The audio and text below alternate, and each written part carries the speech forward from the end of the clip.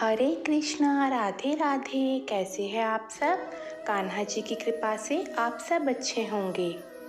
आज की वीडियो में हम जानेंगे राधा अष्टमी का त्यौहार कैसे मनाना चाहिए, कैसे हमें राधा रानी को प्रसन्न कर सकते हैं, और यदि हमारे पास राधा रानी का विग्रह नहीं है तो हम क्या करें।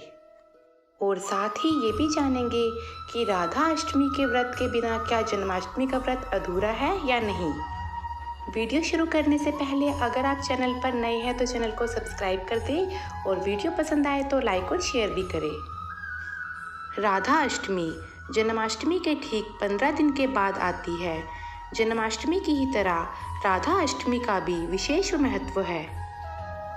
राधा अष्टमी को राधा रानी का प्राकट्य दिवस माना जाता है। राधा रानी जी के माता पिता का नाम राजा विश्वभानु व माता कीर्ति जी था। राधा रानी माता लक्ष्मी का ही अवतार है।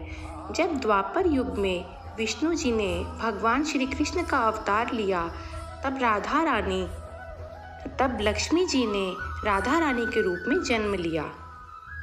राधा कृष्ण दोनों ही एक दूसरे के बिना अधूरे हैं। इसलिए जितना प्यार हम अपने कान्हा से करते हैं उतना ही हमें अपनी राधा रानी से भी करना चाहिए।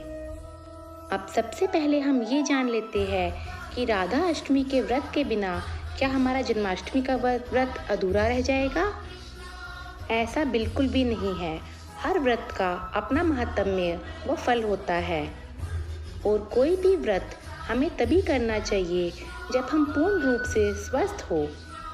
यदि आप व्रत करने में किसी भी कारणवश असमर्थ है तो भी आप पूजा, सेवा, श्रृंगार आदि करके राधा रानी को प्रसन्न कर सकते हैं। उन्हें अच्छे अच्छे भोग बनाकर खिलाइए।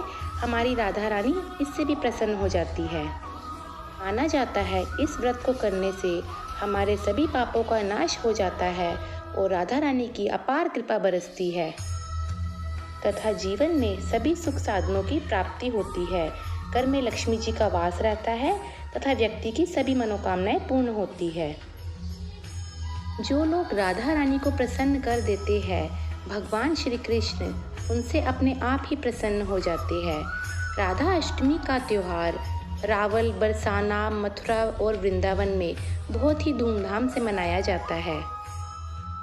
जो लोग इस दिन व्रत रखे वह व्रत में जूस, फल आदि व फलाहार का सेवन करे। किसी भी प्रकार का अन्न का सेवन नहीं करना चाहिए।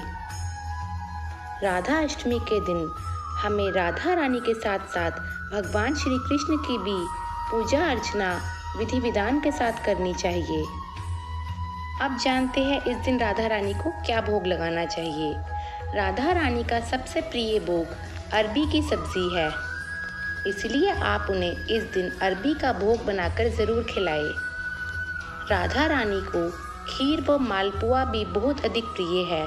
आप अपनी इच्छा अनुसार कुछ भी मीठा भोग बनाकर इस दिन उन्हें ज़रूर लगाएं। कहते हैं राधा रानी खाना बनाने में इतनी अधिक निपुण थी कि वह रोज़ भगवान श्री कृष्ण के लिए नए नए व्यंजन बनाती थी और जो व्यंजन वह एक बार बना देती थी वह दोबारा अगले वर्ष ही बनाती थी। साल के 365 दिन वह अलग अलग प्रकार के पकवान ठाकुर जी के लिए बनाती थी। जैसे भगवान श्री कृष्ण को पीला रंग अत्यधिक प्रिय है, वह उन्हें हम पीताम्बरी के नाम से जानते हैं, उसी प्रकार हमारी राधा रानी को नीला रंग बहुत अधिक प्रिय है और प्यार से हम उन्हें नीलांबरी भी बोलते हैं। यदि संभव हो तो इस दिन राधा रानी को गहरे नीले रंग की पोशाक धारण कराएं। राधा अष्टमी के दिन राधा रानी को भी पंचामृत अभिषेक कराना चाहिए, जिस तरह हम अपने ठाकुर जी को करवाते हैं। अच्छे अच्छे पकवानों के साथ साथ फल फूल आदि भी अर्पित करने चाहिए। उनका सुंदर सा श्रृंगार करना चाहिए। अब जानते हैं अगर आपके पास राधा रानी का विग्रह नहीं है या प्रतिमा भी नहीं है तो आप इस दिन सेवा पूजा कैसे करेंगे। तो आप इस दिन अपने लड्डू गोपाल को राधा रानी के स्वरूप में सजा सकते हैं, क्योंकि हमारे बांके बिहारी जी भी राधा अष्टमी पर राधा रानी के स्वरूप में तैयार होते हैं। पूरी तरह आपकी इच्छा पर निर्भर करता है कि आप अपने लड्डू गोपाल को राधा रानी के श्रृंगार के रूप में सजाना चाहते हैं या नहीं। यदि आप उनको राधा रानी के स्वरूप में तैयार नहीं कर रहे तो भी आप उनकी सेवा पूजा इसी भाव से करें जैसे आप राधा रानी की कर रहे हैं। यदि आपके पास राधा रानी का विग्रह भी है और लड्डू गोपाल का विग्रह भी है तो अब हमें लड्डू गोपाल को राधा रानी के रूप में तैयार नहीं करना है। लड्डू गोपाल को राधा रानी के रूप में तभी सजाए जब आपके पास राधा रानी का विग्रह नहीं हो। भगवान श्री कृष्ण कहते हैं, अगर आप सिर्फ मेरी पूजा अर्चना वंदना करते हैं तो इसकी कोई गारंटी नहीं है कि आपको भगवत प्राप्ति होगी ही होगी, परंतु यदि आप मेरी आराध्य राधा रानी की पूजा अर्चना वंदना करते हैं तो इस बात की पूरी गारंटी है कि मेरी कृपा आप सब पर सदा बनी रहेगी। तो इस प्रकार राधा अष्टमी के दिन हमें अपनी राधा रानी के साथ साथ अपने लड्डू गोपाल की भी खूब सेवा करनी है, का सुंदर सा श्रृंगार करना है, अच्छे अच्छे पकवान बनाकर भोग अर्पित करने हैं, राधा रानी की आरती करनी है, राधा नाम का जाप करना है और जन्माष्टमी की ही तरह राधा अष्टमी का त्यौहार भी खूब धूमधाम से मनाना चाहिए। राधे राधे। जय श्री कृष्णा।